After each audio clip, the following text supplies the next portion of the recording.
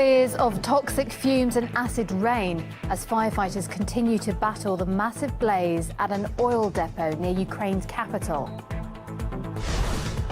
A prisoner who spent 43 years locked in solitary confinement in the US is set to go free after a damning court ruling. We look at other inmates left broken by severe prison isolation. And the EU's vote on a controversial trade deal with the United States is postponed at the last minute. Officials say it's due to a mountain of amendments.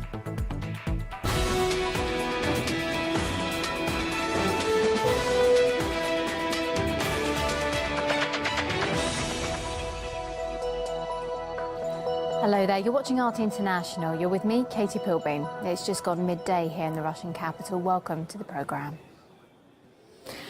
Emergency crews are continuing to battle the massive blaze at an oil depot near Kiev. 3 oil tanks are said to be still on fire. And here's some of the latest video from the area.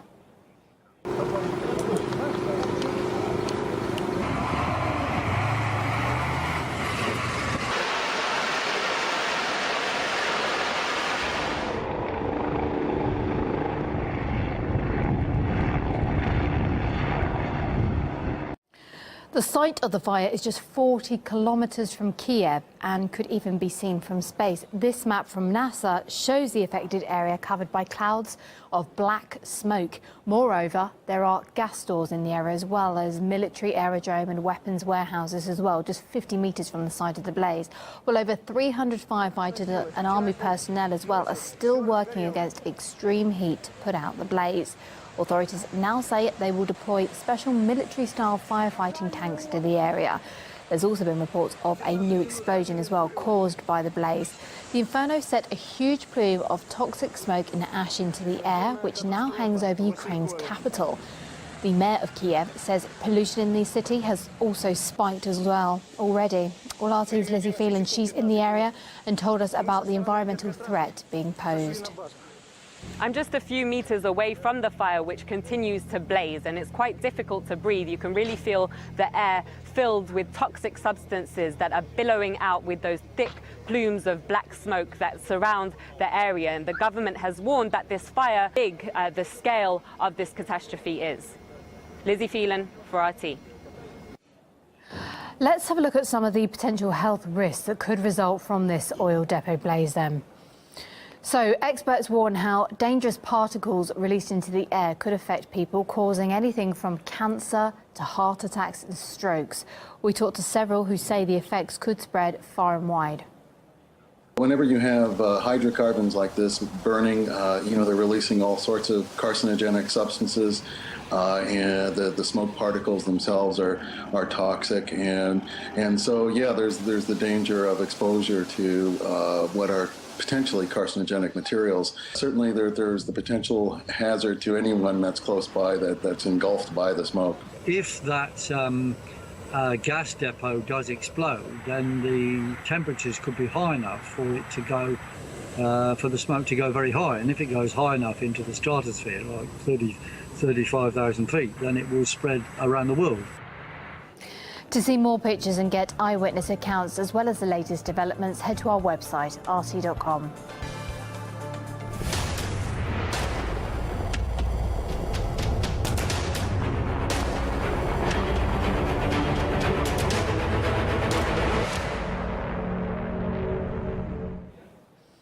Hopes have been dashed for the immediate release of a man who spent the past 43 years in solitary confinement in the US.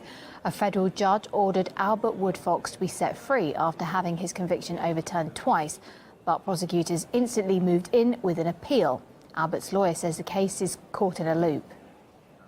The state of Louisiana has spent millions and millions of dollars to continuously appeal this case, and the state of Louisiana is continuing to spend my tax dollars in order to appeal this case where Albert Woodfox should be home. So he is anticipating coming home, but I think reserved in that there may be a few more barriers and obstacles. For more than 4 decades, Albert spent 23 hours a day in a windowless cell. He was detained, denied human rights contacts. Even during meals, he couldn't get human contact. He had to eat alone. The isolation also left Albert without access to books or religious activities as well. A friend of his told us that despite the release order, Albert is still enduring solitary confinement. He is in a cell right now that has a thick iron door with no window, no communication with other inmates, very little communication with the outside world. He is allowed visits once per week, and that lasts only for 1 hour. And anyone who's on his visiting list, of which there are 10 people, is allowed to visit him for 1 hour. So he was put in solitary confinement, which entails being in a small cell. A major concern for Albert's supporters now is how much, because of the time that he spent in isolation, might have left him psychologically shattered, or other prisoners who've endured similar fates in solitary paint a troubling picture. I was told I would cooperate or be broken. I was placed in a small cell, 8 by 10 at best, with a low ceiling. There was no window, a bar door, and then a solid steel door that was closed to prevent any contact with others. If I took a month to die and spent every minute of it in severe pain, it seems to me that, on balance, that fate would still be far easier to endure than the last 25 years. I've watched men cut their bodies, try to hang themselves from the light fixtures, talk to themselves, scream and screech throughout the day, and overdose on medication. One young man who said he was left broken by the American prison system hanged himself last Saturday. Khalif Browder had previously spent 2 years in solitary confinement awaiting trial, but he was eventually released without charge. Well, this video from New York's Rikers prison complex shows a guard brutally handling Khalif, seemingly without provocation. And here's another incident where he was brutally beaten by other inmates. Apparently, there were other similar attacks as well. The 22-year-old had made several suicide attempts, including one in detention. Finally, last weekend, and 2 years after being freed, Khalif took his own life. Attorney Emily Posner says wrongful detention is no stranger to the U.S. justice system. It's nearly every month that in the New Orleans paper we're reading another article about someone who was wrongfully convicted. We have a recent example of George Toka, who was recently released, as well as Glenn Ford, who I know has been in the news a lot recently here in the United States. Glenn Ford spent nearly 30 years on death row for a crime that he did not commit. A trade agreement between Europe and America has seen leaders lock horns with activists who say signing up will cause widespread harm, from EU food safety to medical care. For many, the TTIP agreement favours corporations rather than benefits citizens. But both President Obama and Germany's Chancellor Angela Merkel expressed their commitment to sealing the deal at the G7 summit. Und gleichzeitig haben wir intensive Verhandlungen zu bilateralen Freihandelsabkommen. Wir wollen CETA abschließen, wir wollen das Freihandelsabkommen mit den Vereinigten Staaten von Amerika. I updated my partners on our effort with Congress to pass trade promotion authority so we can move ahead with TPP in the Asia-Pacific region and TTIP here in Europe. Agreements with high standards to protect workers, public safety and the environment. However, a Brussels vote on the TTIP agreement has postponed at the last minute. The official line from the EU Parliament is that the delay is caused by a large number of proposed amendments. Well, Britain's Green Party doesn't see it like that, though. One of its MEP members, that's the hold-up, is because politicians are running scared of the huge public backlash to the trade deal. Keith Taylor also emphasises how TTIP represents a corporate power grab and must be stopped. The head of the Global Justice Now movement adds that postponing the decision shows how controversial and contested this toxic trade deal has become. The TTIP free trade agreement has faced fierce criticism across Europe. A campaign against the deal gained momentum online with the hashtag #TTIPalarm. Well, as you can see just here, it appears to be taking off the most in the Scandinavian countries just there.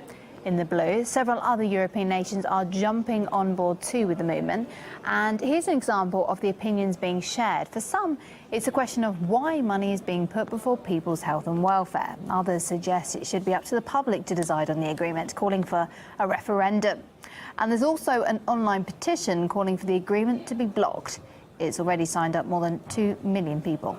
The Stop TTIP activists behind thought they'd only hit that target by the end of the year. Well, economist and politics professor Jack Rasmus explained to us why the US wants a deal in the first place.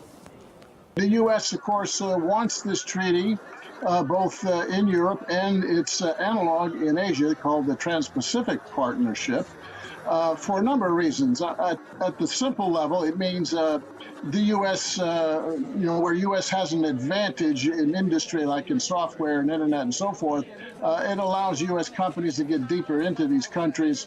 The U.S. also wants it to be able to sell agricultural goods and to sell intellectual property goods and services. The U.S. is a big service exporter, and that's the future of services, because the next economic revolution is going to be about integrated production, which is all about software and all about services. So the U.S. sees this as an important way of getting a foothold in Europe. We'll bring you more international news stories after a very short break. Stay with us.